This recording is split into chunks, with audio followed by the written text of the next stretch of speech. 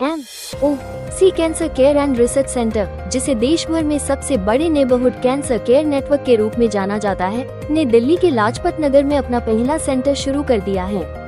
इस मौके पर लेखिका और फिल्म निर्माता ताहिरा कश्यप खुराना मौजूद रहीं। दिल्ली NCR के नामी ऑन्कोलॉजिस्ट, हेल्थ केयर विशेषज्ञ और कई समुदाय प्रतिनिधि भी कार्यक्रम में शामिल हुए। इस लॉन्च के साथ MOC अब अस्पतालों की भागदौड़ और लंबी दूरी की दिक्कतों से जूझ रहे मरीजों को घर के पास आसान और भरोसेमंद कैंसर इलाज उपलब्ध कराने की दिशा में एक बड़ा कदम उठा रहा है।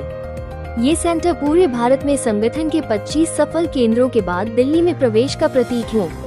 लाजपत नगर 3 में रिंग रोड पर स्थित ये सेंटर मरीजों को एक आरामदायक डे केयर माहौल में कीमोथेरेपी, इम्यूनोथेरेपी, डायग्नोस्टिक्स, परामर्श और कैशलेस बीमा सुविधाएं जैसी सेवाएं प्रदान करता है।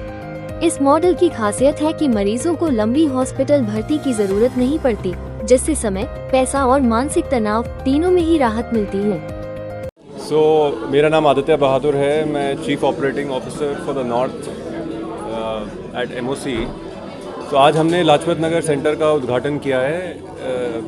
ये एक डे केयर सेंटर है जो कीमोथेरेपी, इम्यूनोथेरेपी और सारे इलाज इधर प्रोवाइड करता है। ये अप्रॉक्सीमेटली हमने 18 से 20 कमरे इधर चालू किए हैं जो पेशेंट्स के लिए ट्रीटमेंट के लिए फॉर कीमोथेरेपी। सर, यहाँ की जो कीज है, what are the key departments and specialities at the new centre? Doctor Narang हैं हमारे साथ, जो मेडिकल ऑन्कोलॉजिस्ट हैं। वो आपको स्पेशलिटीज़ जो इधर कीमोथेरेपी में दी जाएंगी वो उसके बारे में बताएंगे। मैं डॉक्टर अमन नारंग हूँ, मेडिकल एंड हेमाटो ऑन्कोलॉजिस्ट। तो हमारे यहाँ पे जो फैसिलिटी होगी, कीमोथेरेपी तो है ही है, उसके साथ साथ आजकल जो आधुनिक थेरेपीज़ आती है जैसे कि टारगेट थेरेपी, बहुत सारी नई टारगेट थेरेपीज़ आ रही हैं, और उसके साथ साथ इम्यूनोथेरेपी, जो कि ऐसे हमने पहले भी अभी सुना, immunotherapy is the next big thing. So ये सारी तरह की therapy based on the reports, किस तरह का कैंसर है, कहाँ का कैंसर है, रिपोर्ट्स में कौन से मार्कर्स पॉजिटिव आते हैं, कौन से नेगेटिव आते हैं, depending on all of that, and finally patient को क्या हम दे सकते हैं, उनकी जनरल कंडीशन कैसी, इस सब पे डिसाइड होता है। और ये सब कुछ हम इंटरनली अपने यहीं करते हैं। सर, आपकी कोई एक्सपेंशन प्लान्स है? I think expansion plans mister Aditya आपको बेटर एक्सप्लेन कर पाएंगे। हम लोग अभी गुड़गांव में लास्ट मंथ खोला है, जैसे मैंने बताया आपको। लाजपत नगर आज खोल रहे हैं। अगला हम नोएडा, रोहिणी, मोहाली, लुधियाना, जयपुर, लखनऊ, इन सिटीज़ में अगले आप 6-8 महीने में देखेंगे हमारे सेंटर। सर, पेशेंट्स आजकल बहुत कंफ्यूज रहते हैं, कहाँ जाएं, किस हॉस्पिटल में जाएं, किस डॉक्टर से कंसल्ट करें। तो इस बारे में जैसे उनको नॉलेज हो जाए या अवेयरनेस सेंटर के बारे में पता चले, उसके लिए आप क्या करें? हम ट्रांसपेरेंटली पेशेंट्स को अपनी सर्विसेज के बारे में बताएंगे। हम इन टर्म्स ऑफ बोलेंगे पेशेंट्स को कि अपना फ्रीक्वेंटली अपना स्क्रीनिंग करवाएं। तो ये अर्ली डिटेक्शन का बेटर रहता है कि अगर अर्ली डिटेक्ट हो जाए तो आउटकम अच्छे रहते हैं, क्योंकि आज की डेट पे बहुत दवाइयाँ और वो सब अवेलेबल हैं जिससे लोगों की जान बच सकती है।